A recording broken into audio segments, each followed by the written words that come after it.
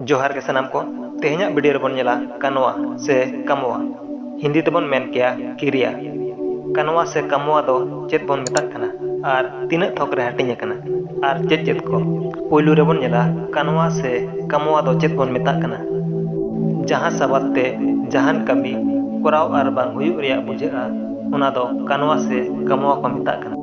Hindi तेबन main किया जिस शब्दों से किसी काम के होने या करने का पता चलता है उन शब्दों को क्रिया कहते हैं। जेलेका जोम, न्यू, आजोम, आगू, इदी, ओल, तोल, किरिंग, आखरिंग एमान। नितो दबन नेला कानवा रे हटिंग से क्रिया के प्रकार। पुलु रे दो एनेत कानवा हिंदी तेबन मेन किया सकर्मक क्रिया और दोसर रे दो अनोक कानवा हिंदी तेबन मेन किया अकर्मक क्रिया। नितो दबन नेला एनेत कानवा दो चेत बन मेताक कना जहां कानवा रे अर्जो कमी चितान पड़ा उना दो एनेत कानवा को मेता।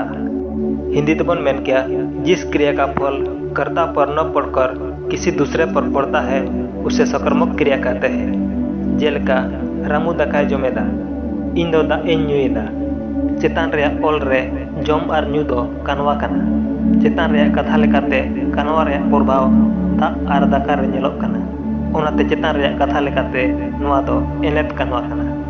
कानवा रे दोसर हटिंग रे दो अनोक कानवा दो चेत बन मेताक कना जहां कानवा रे अर्जो कमी चितान पड़ा उना दो अनोक कानवा को मेता।